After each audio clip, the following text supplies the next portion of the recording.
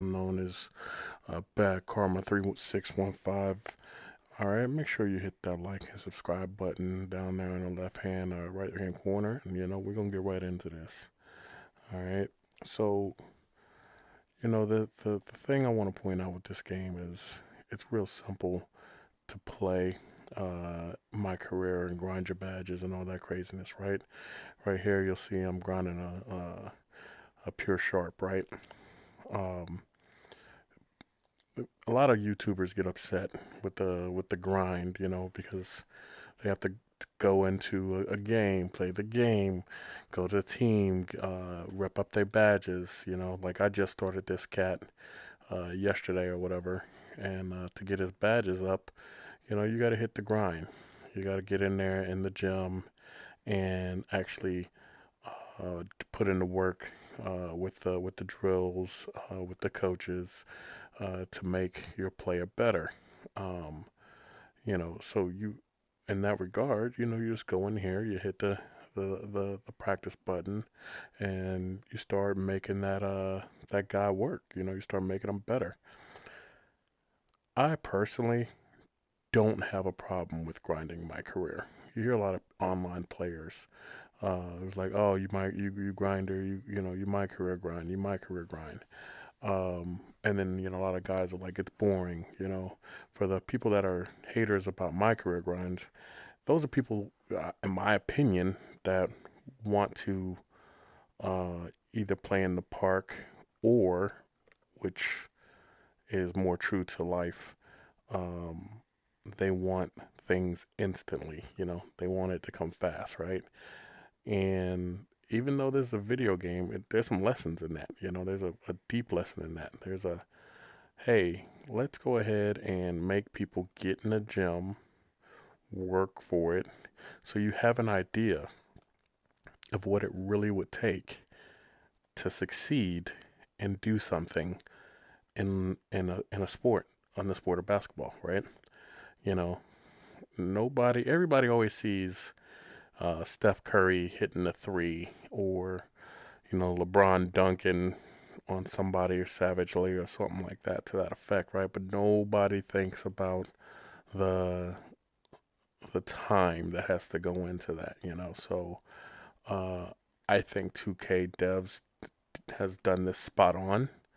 I love that about this game because they show you instantly that none of this is going to come easy. And sure, there's people that do the glitch or glitches before they get patched. I think today, not today, but this week we're up to patch 8. And there's all types of glitches you can check on YouTube if you want to go ahead and get to that. Sure. And some people are going to say, hey, this is just a game. But the fact of the matter is, e-games is huge. Esports is huge. They have taken over a market that is without a doubt, uh, a multi-million, or excuse me, billion-dollar market now. ESL Sports. Ooh, I'm playing horrible while trying to do this broadcast. ESL Sports, and you see all those Knicks. Pretty much every NBA team now has their own little esports joint, right? So if you actually want to work at becoming the best, then you got to put in, or you want to be the best, you got to put in the work. um you know they don't, it's like they don't get it, and really find that quite sad. I've been a gamer since God knows, like here I am in my 30s and I still play video games and love them, when I'm not working or hanging out with the family. It's just a very relaxing thing for me. But if I was a professional gamer, if I was somebody who was looking to be at the top peak form, I could understand, maybe let me go buy something outside of maybe a modded controller or something like that. But constantly complaining about having to grind your player to become the best baffles the ever living hell out of me. I don't understand that one bit. And that's just, and it's not like I want to speak like it's an old head. I really think it's just a matter of um, people wanting instant gratification, and the game does kind of give you that. I mean, this is nowhere near the amount of time that it would um, be required for you to be in the gym to actually pay the sweat equity, as they say, to actually be good at something. I mean, hell, you could sit, on your PlayStation or Xbox One and play this game day in, day out, and you still wouldn't understand all the mechanics of the game. But, for all intents and purposes, if you grind the badges and you select the right type of build, you will um, become a pretty decent player. Um, if you just put in the time. And it kills me to see people that just don't want to do it. I really don't understand it. So, if you think about how you play this game and how life actually works, I think you'll actually get a lot more out of an appreciation out of it with the devs and all those individuals that actually make the game, or actually put work in or sweat into this game to making it. I think it is without a doubt probably one of the best games. I don't really I like Madden, but it doesn't have this type of story mode. I mean, they just came out with a new story mode 2 years ago, and I like it. Don't get me wrong, and there are some work times in it, but I prefer a game where you actually have to put in some time and effort to become better, and that's what you get with that. That's what you get with this game. This game requires you to understand actual fundamental basketball to a certain extent. Yeah, sure, it's a simulation. And if you look at guys like Agent and all those guys, they talk about that all the time. This game is a simulation. It's not real basketball. If you expect real basketball, then you should probably go hop on a real court. Um, so it's really, you know, I want people to keep that in context when they actually are complaining about this video game because there are some limitations still. I mean, hell, I was playing double dribble and you know, way back in the day, and then 2K wasn't even like the stuff. I mean, it was okay when I had it, but I was playing NBA Live and stuff like that. I mean, I haven't played an NBA Live game in years, and that's bad defense right there. Um, I haven't played an NBA Live game since I was in high school, maybe a little bit later than that. Uh, you know, um, but I love all these sports games. Like I haven't played hockey since I was young, like actual hockey.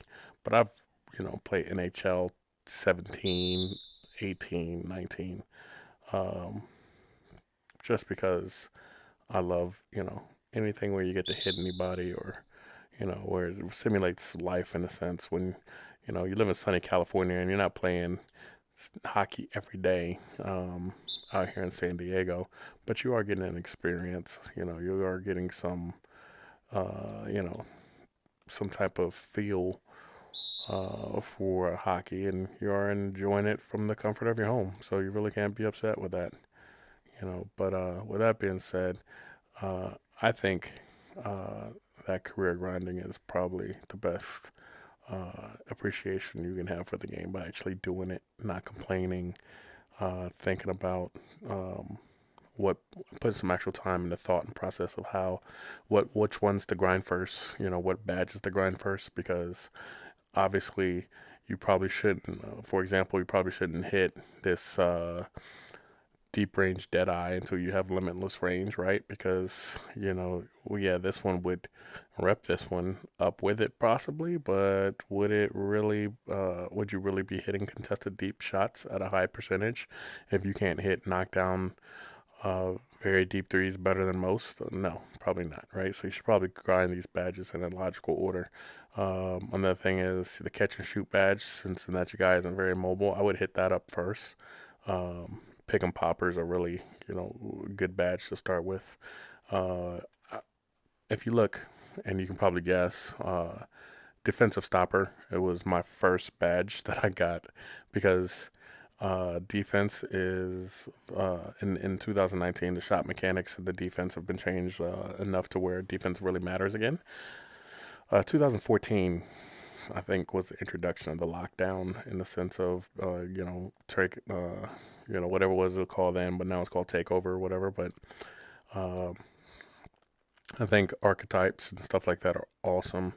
But they also limit you in the sense of, this guy will never be any good at shooting threes like a glass cleaner. He'll never be able to do the things that a glass cleaner could do. But, that's not 100% true for a guy like Brooke Lopez or, uh, you know, and I'm not saying Hassan Whiteside will ever be able to shoot threes, but I'm not saying it's out of the realm of possibility. And I hate that it does not allow for the realm of possibility, But with that being said, 99, I have not been a 99 yet, so I believe there's some cap breakers available after that and your Hall of Fame badges and all that good stuff. But still, he won't have that. Who knows? Maybe 2K should think about that. Maybe 2K should be like, okay, you're a 99. We're going to let you grind one more section of an attribute that's, really low, like maybe your 3-point shooting if you're a glass cleaner. All of a sudden, this guy can pop threes if he's willing to grind that section after he hits a certain percentage, like 95, 96%. He gets up to 98, 99, or maybe like, in there as well. You could do it, make it so that dude is, it has, there is a goal outside of the goal of being a 99. I have God knows how many builds. I have shot creator, post scorer. I have lockdown, of course. I have the sharp shooting guy, and then I have several other builds as well. I think I have a post scoring, or not post scoring, but a rebounding defender. And then my main build, which was out of character me, was a slashing playmaker this year, simply because I didn't want to just keep building a lockdown defender. But on low key, and this is real talk, if you want to start somewhere in the game, if you never played the game, I would recommend building a lockdown defender because lockdown defenders, nobody gets mad at because let's be honest, they're not offensive players. So nobody really gets mad at if you play a lockdown defender because he causes chaos on the floor, gets steals, gets boards, uh, gets blocks, and can score on open cuts and open shots short within the basket. And if you make him a shooting guard and with the right parameters, he'll have an ability to shoot threes from the corner. So consider lockdown defender for your first build. It'll teach you a whole lot more of the game than just let me hop in and shoot, because that's really what people want to do, kind of in life too.